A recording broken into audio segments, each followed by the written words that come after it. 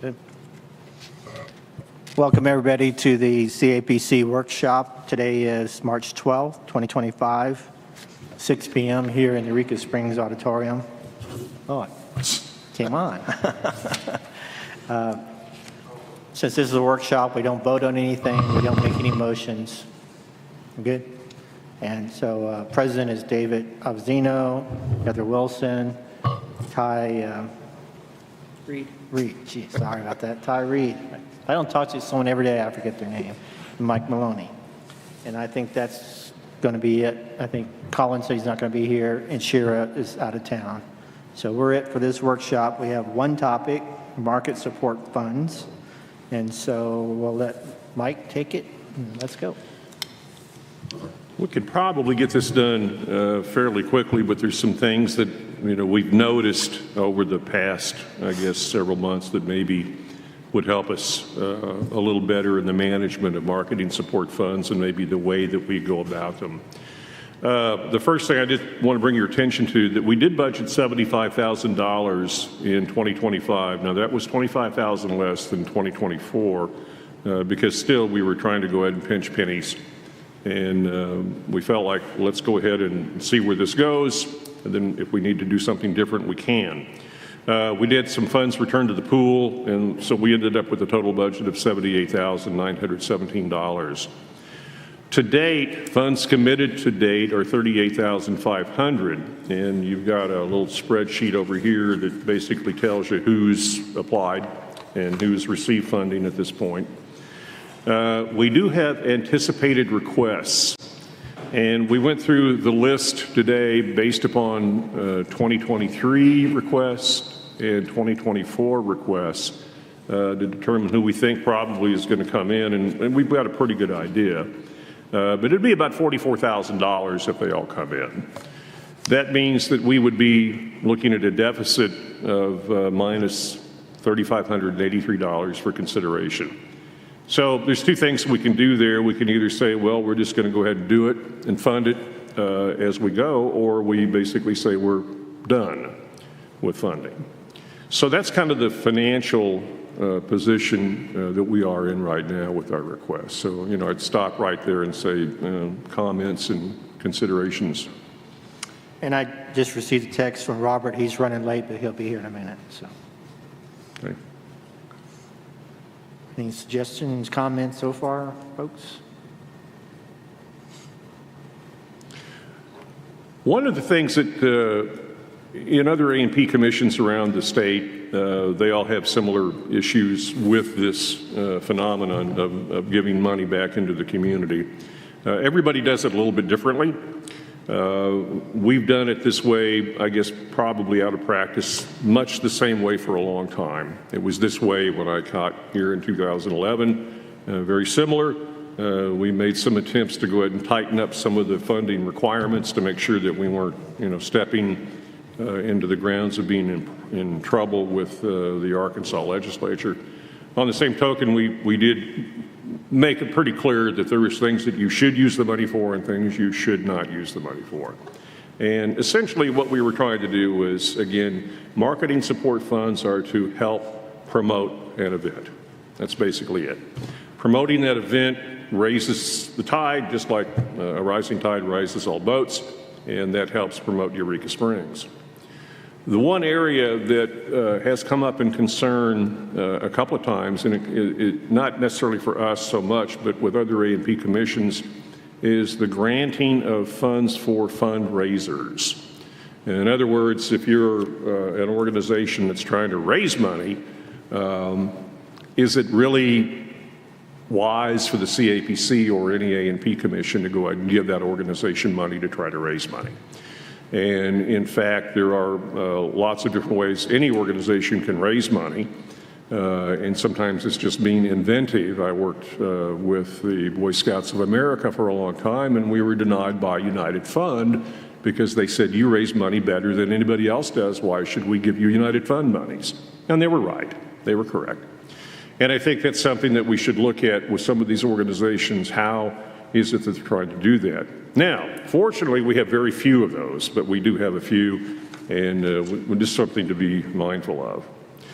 The one thing that seems to be problematic for us is the quickness of which funding requests get into us with the request, how fast can you get it in front of the commission, like yesterday. And we've had that happen multiple times. So what we thought we would do is say we'd like to have 2 months in advance notice before your event. That's okay, but it isn't necessarily that you have 2 months to review it before the event. So what we were thinking about is making a little different shift in the way we do these things, is that 4 times per year, we take a workshop and make a workshop a funding request workshop. So organizations can come in, they can go ahead and tell us very specifically what they want in an open format such as we have right now. And then we can gather the information, and then at the next official meeting, when we do vote on the record, we can go ahead and very quickly perhaps go through those items and say, well, we're going to do XYZ, yes, XYZ, yes, and the amount and so forth.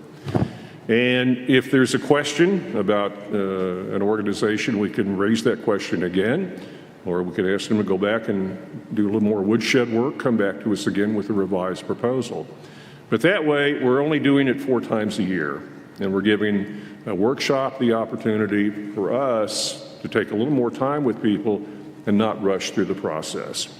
The one thing that I do see, and it's one of those just sort of phenomenons, that we have put our market support fund requests at the end of meetings, and we may be here for 2 hours, and then they finally come up and they're tired, and most of the people that go to the microphone are scared anyway. So if we can maybe relax that environment and do it a little differently, it might work out. So that's just a suggestion that we've talked about. The other thing, and I just raised some questions here, that we talked about this, how many times can an organization receive funds? And we have talked about 3 years being the criteria. And again, it goes back to a little bit of the idea of, are you trying to fundraise, or are you just trying to market the organization? We do know that there's certain organizations that bring in a lot of money, and we don't want to deny perhaps a modest request, and when in fact they're going to fill up 450 motel rooms for 3 nights in a row. That's just good business. So we may want to consider, those types of the things and what the impact is. So it really does go back to the rubric, the analysis right on the front end, what can the net return be? And if we see that as a strong component, then, for one organization, it's just to mail out postcards on their mailing list to remind people to come to the event, and then they end up spending 3 days.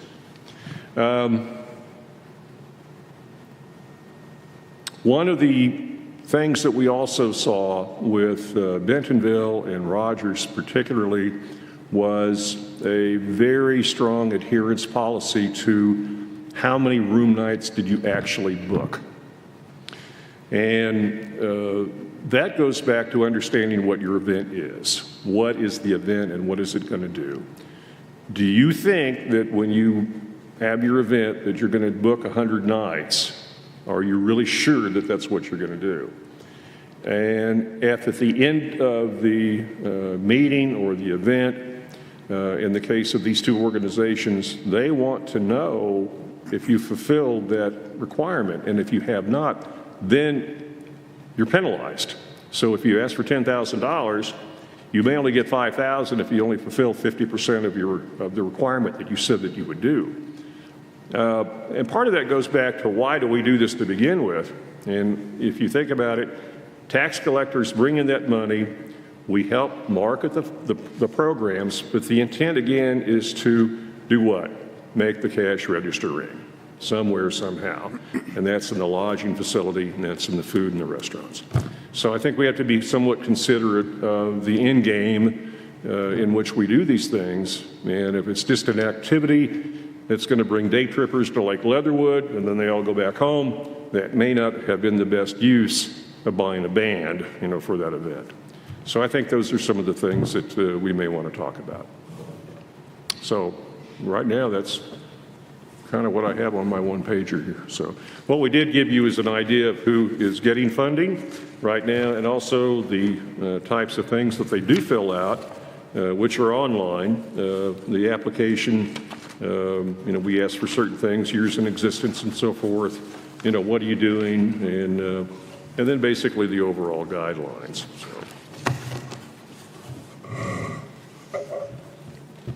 I personally understand the dilemma that we have here. And I don't think there's any other A&P that you know of have its own venue. So we're not only booking acts and stuff, we have to worry about the auditorium being used in the best way possible to get acts in and get people here and get people in hotels. So I think we're different that way. There's like two different hats we have to wear, that we're making sure this building is being profitable, also making sure we're funding events and stuff in town to draw people here. So I think we're pretty unique in an A&P that we do have the dual role. Two, I think it is in our bylaws that organizations should only receive funding for 3 years. And that's almost like the grants I used to deal with. It was seed money to get your organization started. And then after 3 years, hopefully, you'll do the work, get some sponsors, and then we shouldn't have to give you any more money. So I think we've been pretty lax on that. And, in the overall big picture, everybody knows we have a big chunk of money sitting in the bank. So there's not a lot of sympathy or worry about we're going to run out of money. And we'd be a totally different organization if we had really limited funds and we really had to tighten our belt. But again, we need to be responsible. And another point you're talking about is how do we track how many hotel rooms are being, like this, Ricky Skaggs coming to town, how do we know how many people are staying in hotels just to come and see Ricky Skaggs? And that feedback there. Of course, when we get new people, a new event, I always try to point out to them, please track your folks, do a questionnaire, find out when you come back next year how many rooms, how many nights people stayed, how many people were there. The first time it's a guess for anybody usually. They don't know if this is going to be a big event or a flop, but this is the first and last year or the first year of something that was going to happen every year. And so I think the tracking of that's important. And then two, some things get so big. I think the 4th of July celebration out there, do we really need to help them? They have so many people show up. And I'd like to think we play a little part in that, but I think at some point we could say, you guys are on your own. You're doing so well that you have so many people out there. I'm not sure why we should be giving money. Maybe we should think about that new event coming up that needs the seed money to get started and not this event that's doing so well. Almost like you're so successful, we're going to cut you loose now. You know what I mean? That's my thoughts. Yeah, and I've noticed the first question, Mike. What does it mean when they're in yellow? Oh, in this sheet right here. These were the ones that I believe, if I'm not mistaken, Ty, that they were funded in 2024, but they're actually 2025 events. Gotcha. Yeah. Okay. And then I was going to make a comment that I see several of these that we funded that I believe are like private entities, and the money we gave them was used, the profit gained was for a specific business. And that's where I kind of have problems with. I mean, if you're a, I wouldn't come to this group as Wanderoo Lodge and say, I need $5,000 for a beer bust or whatever. I would never do that. And I see stuff on here that goes directly to a business. what we've tried to do in that evaluation at the end, and we've had it happen a couple of times, and boy, I tell you what, the worst one was the attendees that spent 2 nights in a motel in Wisconsin, and they put it on their chit for us to go ahead and refund. No. Wait, what? To what? What happened? It was one of the events that we did fund, and part of the money that we gave them, they used to spend 2 nights in a motel up in Wisconsin. and they put that down as an expense against the market support funds. Well, of course not. And so we do monitor those things pretty carefully to see what they have done with them. And if we see something that, looks suspicious, then we call them and ask them the questions.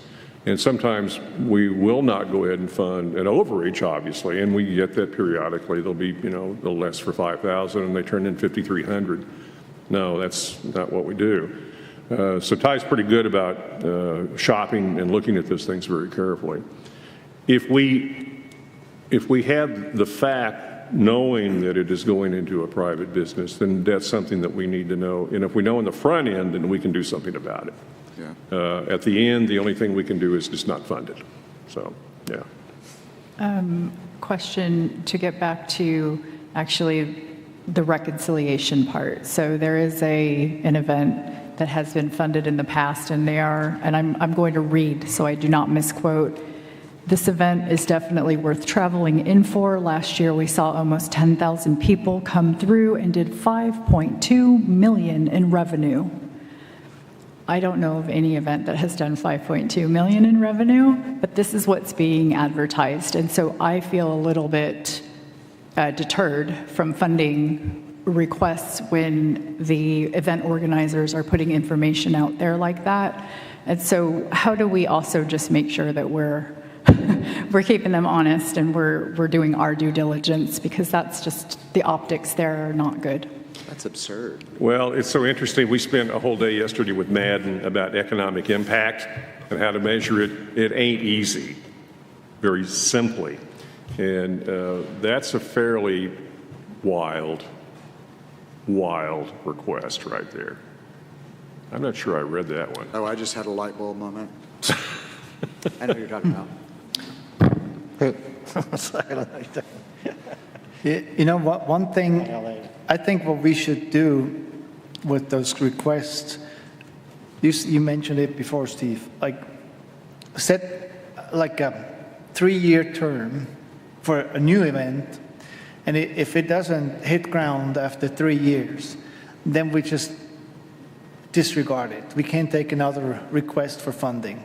But if it's an event like, let's say, the AA convention, which has proven itself, and if they come back and ask for a support in some way, yeah, we have a return on our investment, and it's proven and it makes sense. We can put our logo on their publications, and it kind of works with us and it helps us as well. But if it's something, it doesn't hit ground after 3 events, then we should just not support it any further. And yeah, you're right. I mean, if there's things that are privately or a huge event, like we had one last year during Bikes, Booze, and Barbecue. And I mean, that location was clearly out of the city limit. Last minute, I would be very strict on the timing. Like, if you come 2 weeks before the event, we can't do anything. And having our logo printed on the banner and then have it in the town, that doesn't really help, because the people are already here. They would have come anyway. They didn't come because of that advertising. So something like that we just shouldn't support anymore. And like I said, if it's only supporting one business mostly, or like 80% or more, then we should really not support it. I like that. I think the whole idea of thresholds is a really good one. No. So do we, with the funding 3 times, do we like drop the hammer right away or announce it for next year, or do we start it this year? Well, we're probably in a position right now, David, where we would have to start it in 2026. We're halfway through the year. We've got, about 40,000 left to fund out. And our anticipated requesters, or we call them returnees, which is kind of a weird word. There's actually a returnee in the Webster Dictionary. We looked it up. The returnees coming in for the remainder of the year are probably not the ones that would be subject to the 3-year clause anyway. So I think we'll probably be okay. But for 2026 going forward, I think that this would make a lot of sense to suggest that. And I think what we'll have to do is probably run, some print ads so people know that it's a public announcement and this is what we're doing to, align ourselves. But the big thing, I think probably, and Robert, you missed out on it, but as opposed to trying to do these things every commission meeting, do them 4 times a year in a workshop, let them talk about what they want to do, and then at the next official voting meeting, vote on what the commission decided to do, whether they want to approve it, adjust it, modify it, reject it, whatever. So they would actually come and present their case twice. Well, they wouldn't come I mean, twice to present it, but they would be available probably to find out what happened. But we might not have to call them to the podium the second time around. Right. Yeah, I mean, I would actually start with 2025. I mean, the year is still not even 3 months old. Right. And the applications we already approved, we can tell them like, hey, this, for the new events, this is your first year. Next year, we need to see some numbers. And if we can't really see it, well, you have to come a little bit more with explanations what happened and what changes did you make to improve your event. And then 2027 will be the last year. And if we don't see any improvement, then we would have to tell them like, your sunset clause hit you, and I'm sorry, we can't support that event. It's not a business, unless it would be a crucial thing for the town, which is like a traditional event for so many years, even if it's a deficit, then we as a commission have to maybe individually talk about it and say, well, this is more important than our guidelines, we'll still approve it. But we should have that freedom, but if it's just a regular event and if it doesn't hit ground, then it seems like it didn't spark interest to draw people to come to Eureka Springs. Do we have a lot of events left to ask for money? Well, I think we had about 10 or 11 that we sort of thought might be, again, the we call it anticipated returnees. And that's where the $44,000 came from that we thought we probably would be looking at for funding. And the ones that were, I won't read them out loud because we may be wrong here, but there were 1, 2, 3, 4, 5, 6, 7, 8, 9, 10 potentials that would come. But we've already approved quite a few. Well, we have, but these are 10 other ones Okay. that have not come in so far, but we would expect them to probably show up at some point. Like Tour Homes has already come, and They've already done their that's thing. December. So, Yeah. Are any of the ones that we anticipate from orgs that have been funded for 3 years straight? Oh, yeah, Yes. probably, And again, this is in our bylaws. yeah. It's that- probably 30 or 40% on that list that, Well, I can tell you a couple. Zombie Crawl, Christmas Parade, the Classic Car Show, Voices from the Silent City, the crew. and that's Crew's already over in that. That's the only one that those are the only ones that I see that have been returned. The other ones that are here really were phenomenons of this past year. So, For lack of a better term, so it's really a consideration of, are there legacy events that we say, they just bring in so much revenue to the town that they really should be, they've proven themselves. But if 3 years is in our bylaws, can we continue funding them? Yeah. That's, the other part of it too, and this goes back to, and I have to put my old media buyer hat on. A media buyer will come to you with a plan already, and they'll suggest, this is what we're going to spend our money on, and we're going to do this and this and this and this and this. Rarely do we see that happen. And it's only been within the past few months that we saw a report come in that was so good, I went, wow, this is an incredibly good report. Somebody really knew what they were doing, but it was obvious that they'd spent time and they did the woodshed work. to actually not only make their appearance strong at the very beginning of the event, but at the very end, we're going, yeah, we want to work with these people again. They were good. On the same token, you end up with just the opposite. And those are the ones you're going, you know. On the same token, we would be more than happy to counsel with people in regard to how they market. And that's something that the door is always open on, and we're, you know, more than happy to help people. And people ask the question all the time, is Facebook 1 hour away? Yeah, it is. And we know that there's other things that are right next door to us as well. But on the same token, when they ask those questions, it's obvious that they have a lot of answers that they have questions that need to be answered. And we probably need to twist their arms a little bit more about how they do that. So that goes back to just basically having a pretty good idea that before we bring it to you, we vetted it as closely as we could. And this helps us, I think, do some of those things. So can we, I'm looking at Parks and Recs trail maps.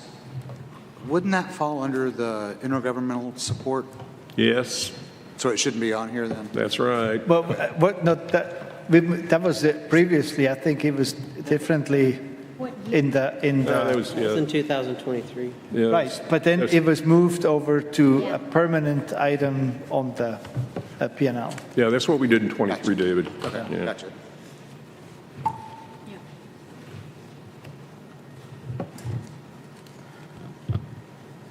Yeah, I mean, we just have to encourage people to apply sooner than later. And that way, what is it, 2 months? What we'd like to have an application before Right. the commission, and that way everybody has plenty of time. And I think it's a good idea to have them come to a workshop and present their case. It's a little bit easier to maybe discuss it. And then the meeting itself will be more quicker, and we're not spending an hour just on applications, yeah. Yeah.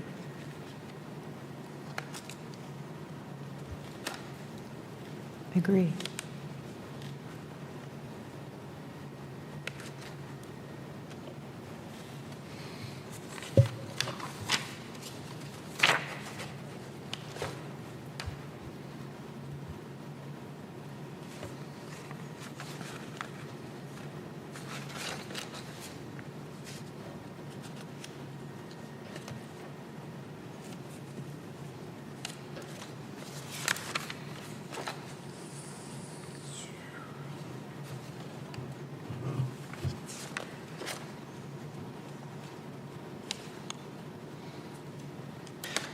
Talking about spending money, the Basin Park is getting along, making big progress, but I heard like we're going to spend a little bit more money on that one. Is that right? Potentially? Well, we had funded, I can't remember what was the figure, 54,000. That was what was our initial fund. We were able to go ahead and help them with an additional amount of money to move the doubleways, and also to help with 2 hydration stations. And then that's pretty much the rest of it, so. Okay. They've already poured 1 section of concrete. Saw that, yeah. And then they've got the rest of it to do, and then the maple trees, and, We're all planted, well, 6 new trees. But it's not going to be ready by Saturday, I guess. no. I don't think so. I saw it yesterday. It looks amazing, the way it's coming along now. When is it scheduled to be finished? We've asked that question. It's guesstimated the first part of April, so. Yeah, I mean, we're all anxious for that day that we all go down there and have the big grand opening and cut the ribbon or whatever it is we're going to do. So it'll be a great celebration. But there's electrical.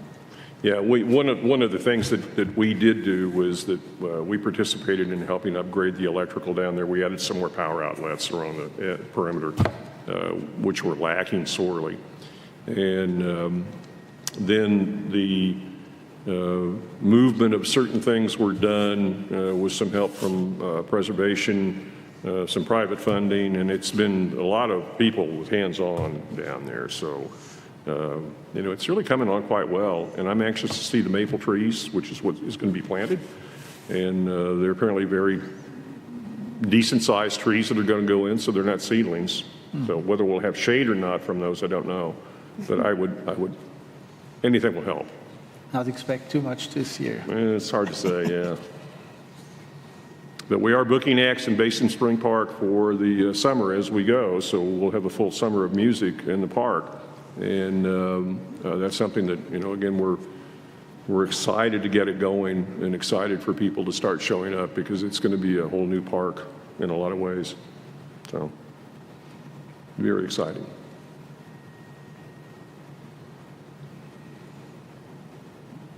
All right. Any other comments, suggestions? So, yeah, for the funding, are we going to have to kind of publicly make a voting over it? How are we going to handle future or 2025 and future requests so it's known? Or how do we want to proceed? Well, that's kind of why I suggested 26, start this in 26. That way, I agree. The team- We need to get the word out. yeah, the team, like at 6 months, 8 months, 12 months, can send out, this is the way it's going to be. And because if we try to do it now, I don't even know how we would reach everybody. Well, one of the things we can do is we have 41 people on this list right now, or approximately. We'll go ahead and basically contact each one of them via mail or whatever the fastest way is to get them a notice. Danielle just rolled her eyes at you. Yeah. And these are the people we can go ahead and contact immediately, let them know what the program is going to be. But we will need to go ahead and do, a couple of hits in the Independent and the Times Echo, just basically to make people aware of the fact there's been a change in this. And will it take effect if everybody's okay with that in 26? There really isn't anything other than just the approval of the commission to move forward with the program. It's not a bylaws thing necessarily, but in this particular case, it's just an acceptance of the fact that these would be things we would like to do to maybe help the community out a little bit better, more. And I think really at the end of the day, every organization in the state that does this is helping their communities, because this is a way that you can go do things for a lot of people that can't otherwise do them themselves. And there's some great things that happen. There really are. And we want to continue to promote those great things and then be fair about spreading the money around as far as we can do that. And we are not the least expensive nor the most expensive. We're right sort of in the middle of how other A&Ps do these things. But we're probably the least restrictive, I can tell you that. Because we're not guaranteeing and doing a demand on the hotel room counts at this point. So,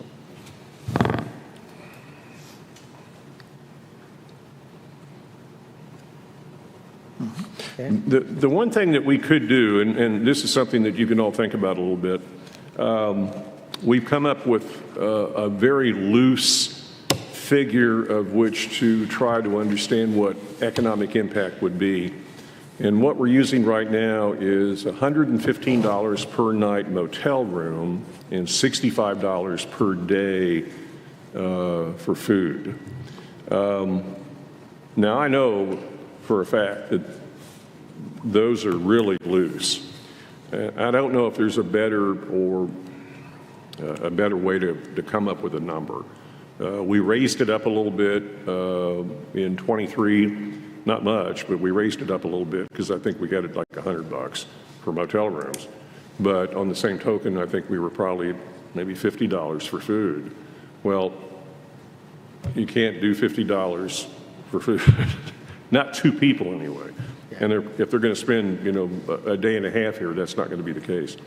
So we probably need to revisit maybe some of those things to give us a little bit better idea of what the actual tax back would be of the spend. And again, it goes back to what a big organization can bring in. You bring in 2,200 people, they spend 3 nights, and they've taken up 250 rooms.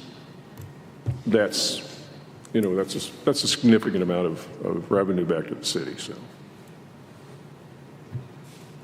When people remit their taxes, they're not just saying, here's $1,000. This is what this is what I collected. They're actually filling in the numbers that got them to the actual remittance line. So is it too manual a process to base it on that? Well, it's just a monthly number, so it's hard to get back to a specific event or weekend. They give us monthly numbers by food and lodging. Yeah, like Heather, like for us, we have the month of lodging and then restaurant. And our accountant takes that 3% and sends it, Substack or something? I don't know what it's called, but it automatically goes to them. They get the payment. And I think what you're asking is should I be breaking out individual hotel stays and putting that number on a form? Is that? Yeah. I'm not trying to get it overly processed, but I feel like if I'm remitting taxes, I'm giving some kind of financial report to prove that what I'm remitting is honest. I'm not just making up numbers. Is there a way that maybe I'm being too idealistic? No, I get it. I understand, because I actually, for the first year we were here, I always asked the previous staff, why is this on the form, but I'm not having to tell you what I did? Well, on the form, there's a checkbox which says how many nights you would have to, but I'll be honest, I never put that number in there I've been because told it's for years none of your business. That's what I think, But on the other side, as long as the other part is okay, yeah, it's hard to find your average daily rate, and then make the assumption for stuff like that. But I guess it's on a individual base if somebody wants to share that or not, but I don't think we will get all the numbers. And how would restaurants do it as well? Do I report how many chicken wings you've had this year? Well, it's hard to, yeah. How many Manhattans have you had? Yeah, and then you've got the businesses in town that are cash only. That's a whole nother ballgame right there. Yeah. That's out of control. Mm-hmm. It is an honor system. The only thing that we have probably as a power, if there is such a thing in this case, if we see a really strange anomaly in something, we do have the authority to go in and demand an audit, and we can do that. We haven't done that in a long time. On the same token, what we're trying to do right now is just clean up the books and go back and really get to the base of the people that we found out weren't paying for a long time, and we're doing that. So it's a kind of give and take. One of our meetings just recently with our agency was to develop a little bit of a plan in ascertaining big events, and then doing a little bit of a survey with 4 or 5 of our properties just to ask some questions and see if we can get a little bit more data that way. We're going to kind of do it on a one-by-one basis and probably even do an NDA so that there's no things that are going to get out there that anybody's going to be worried about. But the point being is that we're taking a look at how we can maybe get a little better handle on some of the bigger events and what they do. There is just a loose amount of information out there. And one of those loose amounts of information is the cash. Because we don't know what that means. I did $100, so what? Here's $3. So.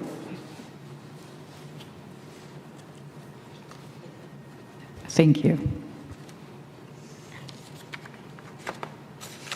Well, I don't see the 3-year rule here.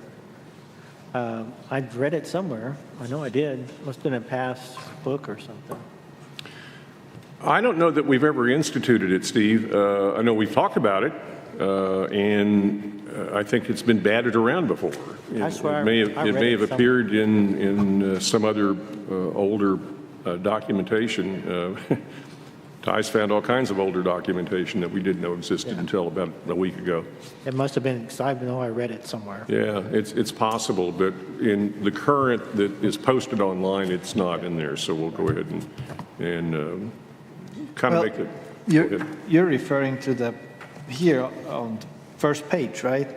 Second last part. While the CAPC reserves the right to continue funding for certain events for a longer period, it is the intent of the CAPC not that no single same event be routinely funded for longer than 3 years. What page are you on? That's in our Oh, that is, Page. okay, that In is the on the guidelines. page, right. First page. page, first page, or second last. Oh, you're right. First page or what? Right up these The funding, guidelines. yeah, the guidelines for funding the requests. On There we go. the second to last I paragraph. mean, it's communicated already, Yeah. that part. It is there. We just have to Yeah. enforce it. Okay, very good. I knew I read it somewhere. I swear. You're doing better than we are. Well, we wrote this. I mean, it's the same thing what we talked about before. It's like at least 50% of advertising must take place 1 hour from Eureka Springs. Right. And yeah, Facebook, right, that's the questionable part. You know, probably it is over the 1 hour radius, but depends how slow you drive, I guess, in these hilly areas. But usually when you put Facebook, you can measure, you can set the parameter. Yep. And so that's the measuring point, and they have to show us what the parameter is so that they get that. So that is, I had one of them come in today and said, if I put Facebook Meta in this section and they were telling me where, does that count toward the 1 hour? And I said, yes, it does. So, yeah, that is mindful. This already says 2 months in advance, so. And what? The guidelines already says 2 months in advance to put in a Right. request. So Yeah. that's not new. So the only thing we would have to add is like they have to come to the workshop and present it there, so then we can just decide over it at the next meeting. Right. So is 2 months good enough? Should it be more, maybe like 3 in a case like that? Because we only meet so often, like, you know, once a month. Well, workshop is in the beginning of the month, the meeting at the end. Where do we count? Well, I think 2 months is good. Yeah. I think a week is not enough. But- No, it's not. No. And the day of, it's not enough.